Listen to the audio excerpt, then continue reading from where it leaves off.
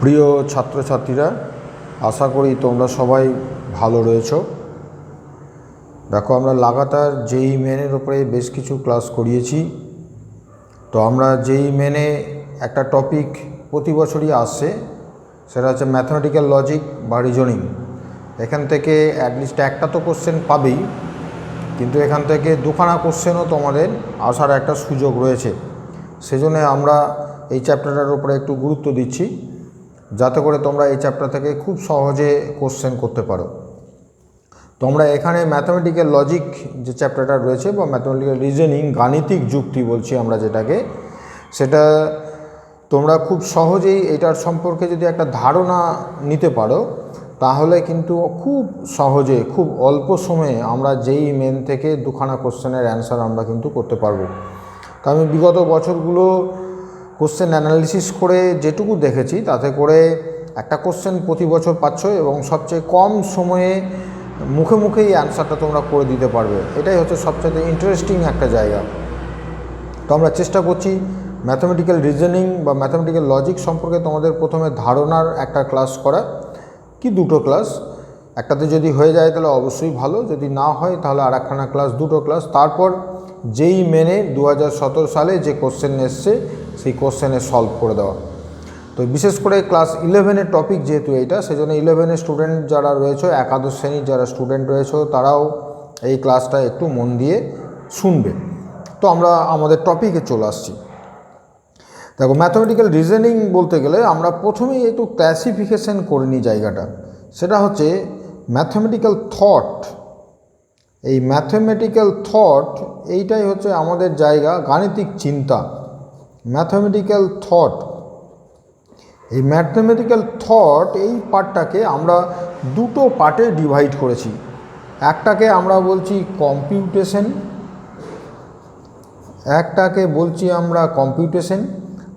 আর একটা পোর্শনকে আমরা বলছি লজিক। Computation and logic.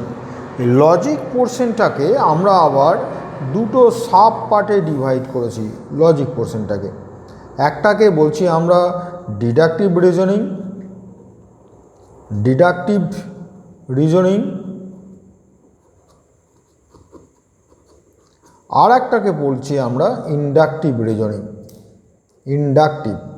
এবারে দেখো, ইন্ডাকটিভ তোমরা কিন্তু অলরেডি পড়েছো ক্লাস 11-এ বা পড়বে। ইন্ডাকটিভ ব্যাপারটা কিছুই নয়। ইন্ডাকটিভ রিজনিং হচ্ছে আমরা যেটা করব, এখানে কনক্লুশন তুমি পাবে। ইন্ডাকটিভ রিজনের ক্ষেত্রে তুমি কনক্লুশন ড্র করবে কোথায় থেকে না, আফটার রিপিটেড অ্যাকচুয়াল অবজারভেশন। এই অ্যাকচুয়াল অবজারভেশন থেকে আমরা, আফটার রিপিটেড অ্যাকচুয়াল অবজারভেশন থেকে আমরা ইন্ডাকটিভ রিজনিংয়ে কনক্লুশন ড্র করব। হোয়ারাস ডিডাকটিভ রিজনিংয়ে কি না, এটা হচ্ছে ইফ অ্যান্ড দেন। এইটাই হচ্ছে আমাদের মূল বিচার্য বিষয়। আমরা যে জিনিসটা নিয়ে এখন আলোচনা তোমাদের সামনে করতে যাচ্ছি। তো এই ডিডাকটিভ রিজনিংটাকে আমরা আবার দেখো দু রকমের মতবাদ রয়েছে। সেই দুই রকম মতবাদ এর মধ্যে একটা মতবাদ হচ্ছে অ্যারিস্টটলিয়ান লজিক। একটা পোর্শনকে আমরা বলছি অ্যারিস্টটলিয়ান লজিক, অ্যারিস্টটলের চিন্তা ভাবনা থেকে যেটা এসছে।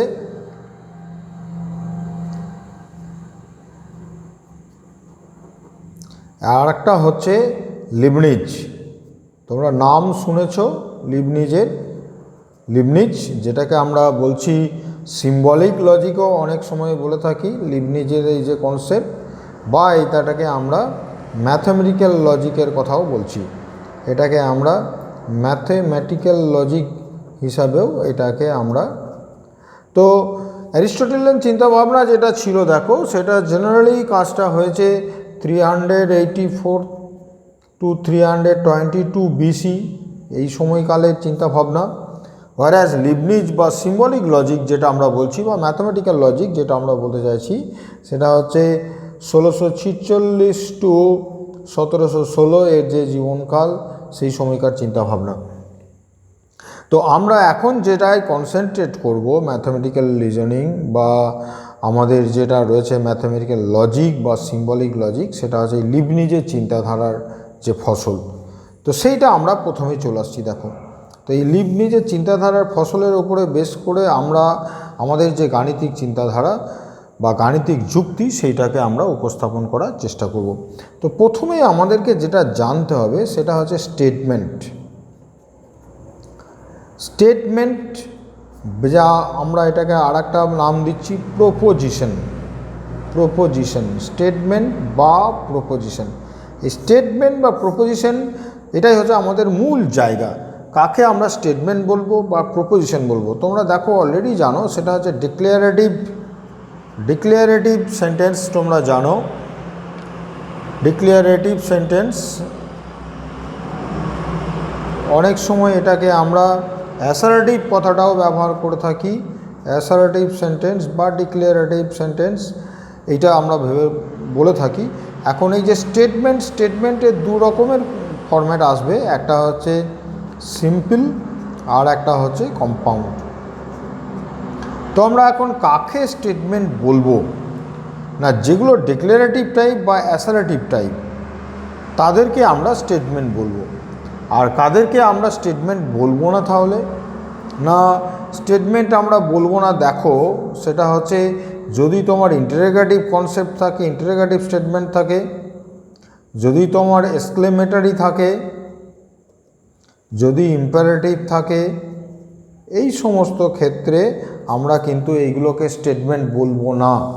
তাহলে স্টেটমেন্ট কাদেরকে আমরা বলছি না, না যেগুলো ইন্টারোগেটিভ কোশ্চেন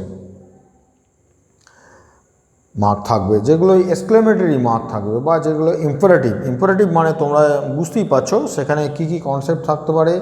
সেখানে রিকোয়েস্টের কনসেপ্ট থাকতে পারে, সেখানে ডিমান্ডের কনসেপ্ট থাকতে পারে, সেখানে অ্যাডভাইসের কনসেপ্ট থাকতে পারে। এই ধরনের কোনো স্টেটমেন্ট যদি ব্যবহার করা হয় তখন সেইগুলোকে আমরা কিন্তু স্টেটমেন্ট বা প্রপোজিশন বলছি না, এই ধরনের সেন্টেন্সগুলোকে। আর সিম্পল কম্পাউন্ড অর্থাৎ কি, যে ধরনের স্টেটমেন্টের ট্রুথ ভ্যালু বের করব আমরা, দেখো এই স্টেটমেন্টগুলোর আমরা একটা জিনিস কথা ব্যবহার করছি, সেটা হচ্ছে ট্রুথ ভ্যালু। এই ট্রুথ ভ্যালু যদি সিঙ্গেল হয়, truth value of a statement either it is yes or it is no. Yes and no দুই রকম টাইপের অ্যান্সার আসবে এমন কোনো সেন্টেন্সকে আমরা স্টেটমেন্ট বা প্রপোজিশন বলবো না। যেমন ছেলেটি খুব সুন্দর, ছেলেটি খুব সুন্দর। এখন দেখো ছেলেটি খুব সুন্দর হতেও পারে, নাও হতে পারে, এই যে একটা কনসেপ্ট জায়গা রইল। তো এইখান থেকে আমরা কি বলবো, যে যদি বলি যে 2 একটি স্বাভাবিক সংখ্যা, এইটাই তোমার কোনো ব্যর্থক চিন্তাভাবনা আর আসতে পারে, আসার কোনো সুযোগ নেই, তার কারণ 2 সত্যিই একটা স্বাভাবিক সংখ্যা। তাহলে শুধু ট্রুথ ভ্যালু হচ্ছে ইয়েস, অর্থাৎ এটা ট্রু। আমরা বললাম 3 একটি ঋণাত্মক সংখ্যা, সর্বৈব মিথ্যা। তাহলে আমরা কি বললাম, either it is true or it is false. দু রকমের কনসেপ্ট থাকবে না, একসাথে এটা ট্রুও হতে পারে, এটা ফলস হতে পারে, সেরকম ধরনের কোনো কনসেপ্ট আসবে না। আমরা বলছি দেখো যে এই কলমটি কি খুব সুন্দর, এই কলমটি কি খুব সুন্দর। এখন কেউ বলতে পারে না এটা সুন্দর নয়, কেউ বলতে পারে হ্যাঁ এটা সুন্দর। একটা জিজ্ঞাসা চিহ্ন রয়েছে, আহা কি সুন্দর দৃশ্য। দেখো এক্সক্লেমেটারি কনসেপ্ট একটা পাচ্ছি তুমি। আবার বলতে পারে যে দরজাটা বন্ধ করো, মানে অর্ডার করছি, তোমাকে অ্যাডভাইস করছি এরকম ধরনের, বা ডিমান্ড করছি, হ্যাঁ প্লিজ হেল্প মি, এই যে রিকোয়েস্ট করছি, এই ধরনের যে কনসেপ্ট থাকবে সেগুলোকে কিন্তু আমরা স্টেটমেন্ট বা প্রপোজিশন বলবো না। তখন ওখানে আমার ট্রুথ ভ্যালুতে 2 রকমের চিন্তাভাবনা আসতে পারে। যেমন এক্স একটি স্বাভাবিক সংখ্যা,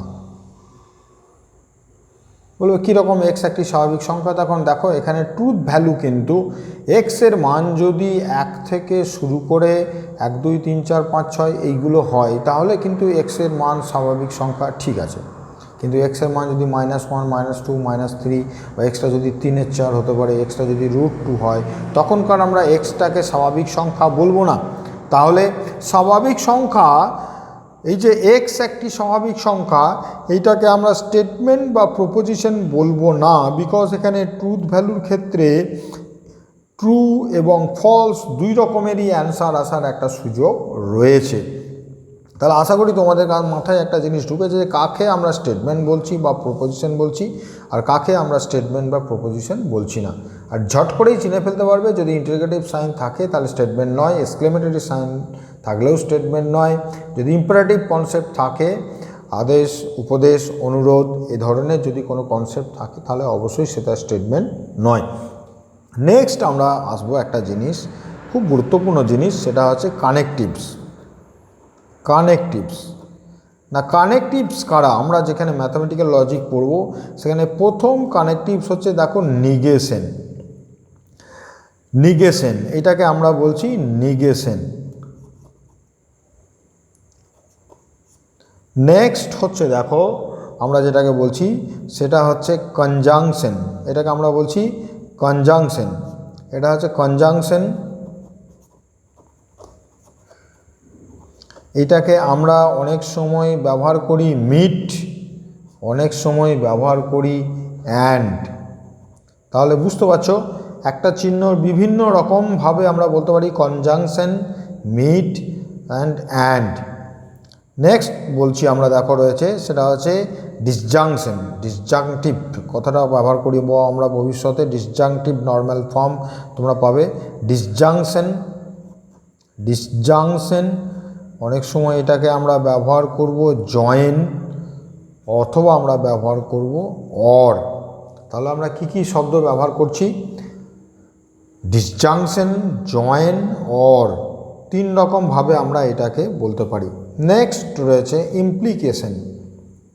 এটা হচ্ছে ইমপ্লিকেশন, এটাকে আমরা বলছি ইমপ্লিকেশন।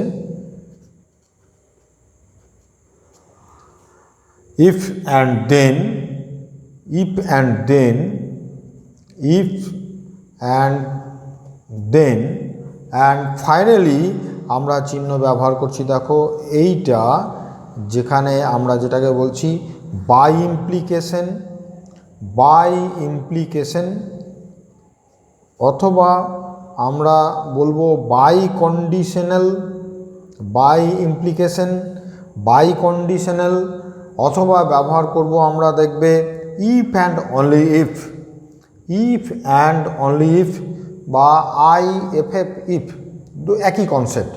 তাহলে কানেকটিভসের ক্ষেত্রে আমরা পাচ্ছি এখানে দেখো একটা হচ্ছে নিগেশন, একটা হচ্ছে কনজাংশন, একটা হচ্ছে ডিসজাংশন, একটা হচ্ছে ইমপ্লিকেশন, একটা হচ্ছে বাই ইমপ্লিকেশন।